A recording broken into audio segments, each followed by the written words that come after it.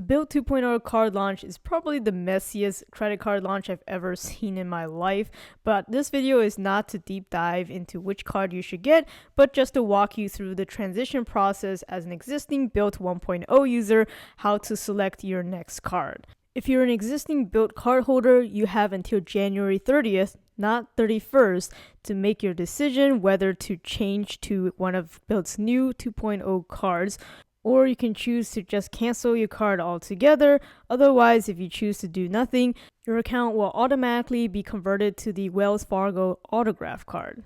Do make sure you crunch your numbers and choose wisely, because it's not clear whether or not you can actually product change between any of the cards. Once you have it, you may have to just apply for a brand new account with them. Luckily, one of the 2.0 offerings still has a no annual fee card, so as long as you're still okay doing business with Bilt and the new issuer cardless, then I don't see why you shouldn't go ahead and choose at least the no annual fee card.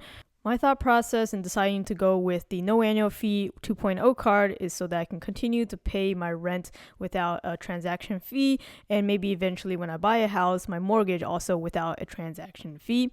And if I later on also want to get the Wells Fargo autograph card, I want to be able to get the sign-up bonus for that card. So that's how I came to my decision.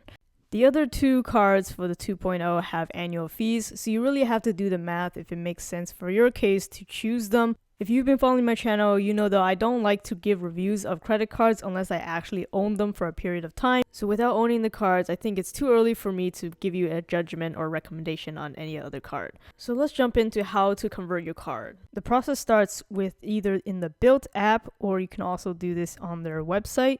For the website, you have to first log in, and then you should see an option to pre-order your new Bilt 2.0 card.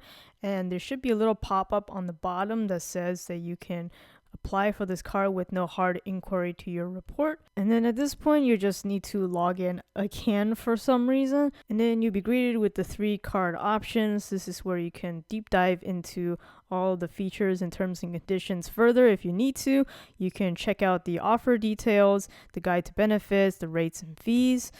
Once you've made your decision, you just click on the one you want. You can see I'm going to go with the blue card. It offers a $100 Bilt cash sign-up bonus upon approval with no minimum spend. Once you select the card, it's going to ask you for your rent or your mortgage information, your employment information, and your annual income, and the last 4 digits of your social. This is not going to be a hard inquiry, but it's going to be a soft check on your credit reports. The next screen asks for your legal name, your date of birth, your phone number, and your current address. So if you need to make any changes, this is where you would do it.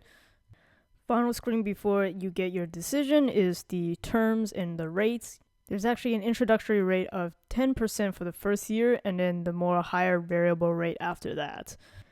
Then the website thinks for maybe a minute or so, and then I got my decision. It was approved at a pretty good credit limit. And then on the screen there's actually a discrepancy, because at the top it says accept by January 31st, but then on the bottom it says by January 30th, but the correct date should be the 30th. But under that, it states how much I can pay with rent and mortgage, and there's no limit for that. And that's because you're actually not using your credit line to pay for any rent or mortgage, but rather through your bank account via ACH. You see that 10% intro rate for 12 months and the $100 in Bilt cash sign-up bonus. But for this to go in effect, I still have to accept the offer. If you're not ready yet, then you can also click not right now. But if you do move forward, there's no hard inquiry, and you do get to keep your same credit card number. After you click accept offer, there's one more final check before you accept the card.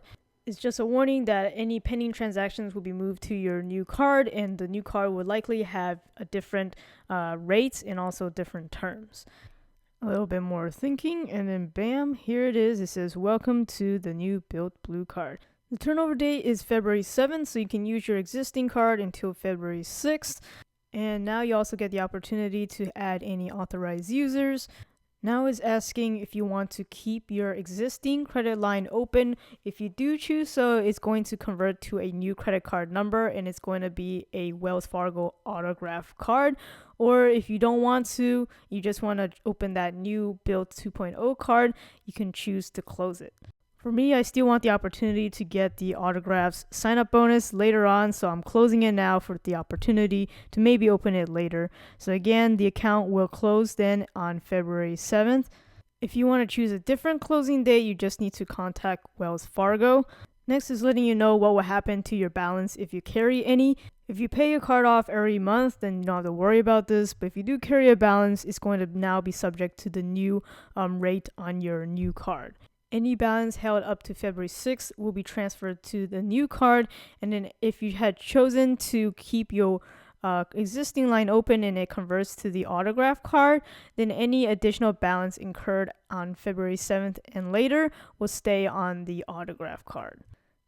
And then now this next screen is worded very craftily, I think, because it refers to a separate credit line to pay your rent and mortgage, and that line is literally your bank account. So that's how you're able to pay your rent and mortgage without any fees, because it's technically not really using a credit card. It's going through Bilt's system, so they'll process it for you, but the money is coming straight out of your bank account. So unfortunately, you don't have that 1 month buffer anymore to put it on your credit card and then pay that off. So that's something to keep in mind. You do need to have a bank account set up to have this work, obviously. And I had previously had my bank account set up. I guess I never verified it, so that's why I was having some issues. I just needed to do the little 2 deposits to verify and all that. And it's not a problem. I had plenty of time to do so. But for now, I had to skip this step.